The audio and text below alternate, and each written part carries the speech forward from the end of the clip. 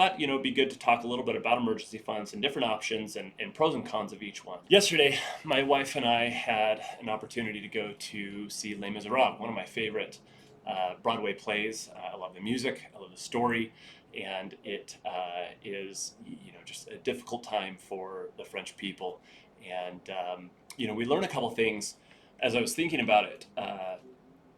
From the story of Jean Valjean, who ends up going to prison because he stole a loaf of bread to feed his sister's child. And then also later on, as he gets out of jail and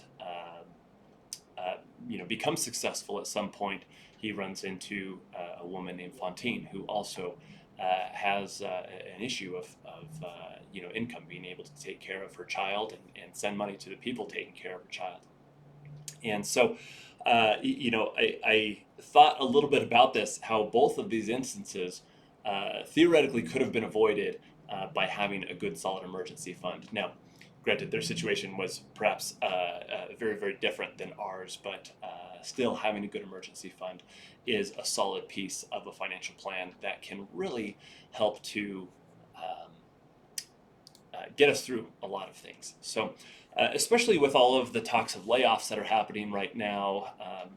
And I was meeting with a client, and they were a little bit concerned about accessing their money and being able to do so from various places. Now, typically we recommend having an emergency fund of about 3 to 6 months of expenses. And that can help cover things like, temporary job layoff, or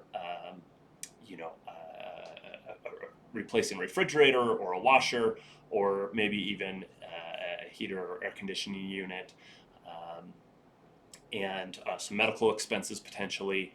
And they were in a situation, this client that I was meeting with, where they actually had over a year's worth of expenses saved up.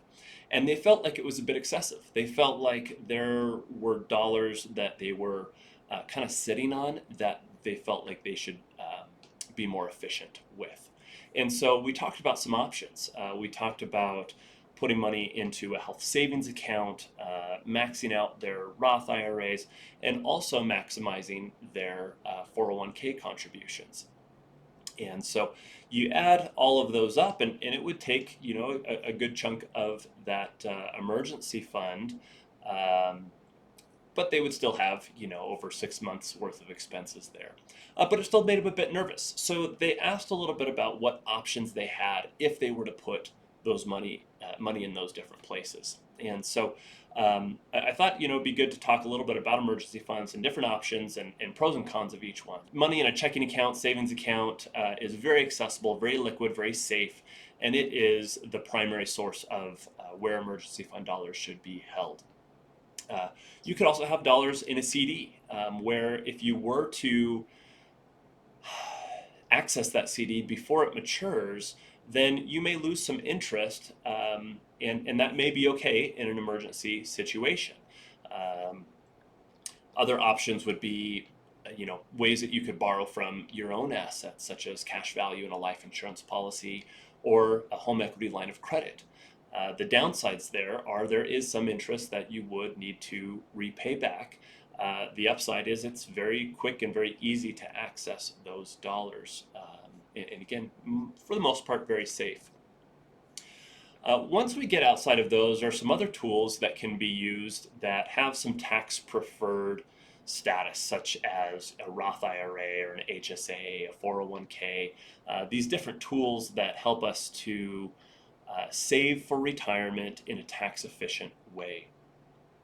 And so health savings account, or HSAs, are accounts that are primarily used in conjunction with a high deductible compatible health insurance plan that allows you to put money away, about $8,550 for the 2025 year, and you can deduct that from your income for the year. And then if you use money for medical expenses, it can come out tax-free.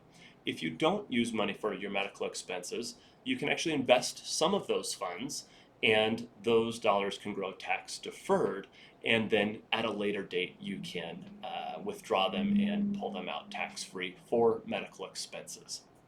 So that's one tool. Other retirement plans typically want you to wait until age 59 and a half before withdrawing funds from those plans. If you do make an early withdrawal, it's possible that some of those dollars could, or all of those dollars could be subject to taxes at your ordinary income tax rate, plus an additional 10% tax on early distributions. And so let's kind of go through things account by account of where there are exceptions to those rules. The Roth IRA is one of those tools where you can pull out money from your Roth IRAs at any time for any reason. Any contributions that you've put into those will come out tax-free and penalty-free. So let's say, for example, you made a maximum contribution of $7,000 for the 2025 year, and then you needed to access that money, later on this year or maybe in a future year. Let's say that it grew from $7,000 to $7,200. Well, if you pulled out the full $7,200, then the first $7,000 would be considered a return of principal and would come out tax-free and penalty-free, whereas the $200 of growth that happened, you would have taxes and an additional 10% penalty tax on that $200. There are other tools such as a 401k, where sometimes, depending on your employer's plan, you can take out a loan against the 401k. Other times, there can be hardship withdrawals pulled out of a 401k. And I want to read this directly from the IRS website that says specifically, although not required, a retirement plan may allow participants to receive hardship distributions. A distribution from a participant's elective deferral account can only be made if the distribution is both due to an immediate and heavy financial need and limited to the amount necessary to satisfy that financial need. Now, there are some broad definitions, and it's really kind of the employer's call on whether or not that is a hardship distribution or not. And so I'm not going to get into some specifics. I will say that there are specific mentions of it not being for consumer purchases, such as a boat or a television. Those aren't considered immediate and heavy financial needs, according to the IRS. And so if there is a layoff or health expenses or things of that nature, that may be considered and something where you could have access to those funds. Now, if it's coming out of a traditional side of a 401k, there still may be taxes, but you may be able to avoid the 10% additional penalty. And so because these are all tax matters, I'm a certified financial planner, but I am not an accountant. And so I would recommend that you talk with your tax advisor on some of the specifics of the tax consequences of pulling out from these retirement plans. But I thought this might be just some helpful information.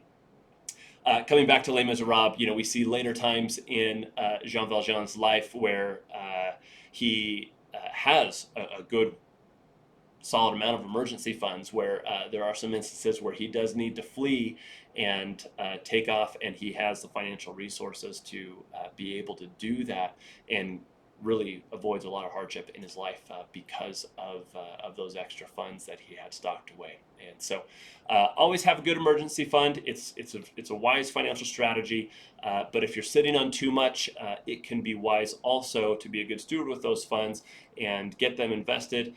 And it's, I think for me, helps me to be happier knowing that even though that money is set and decided for the future, for retirement, there are still ways that I can access it in and during, before age 59 and a half, so that in the event of a true need, those funds can still be accessed. And really that helps me sleep better at night, and that's one of our keys to happier wealth.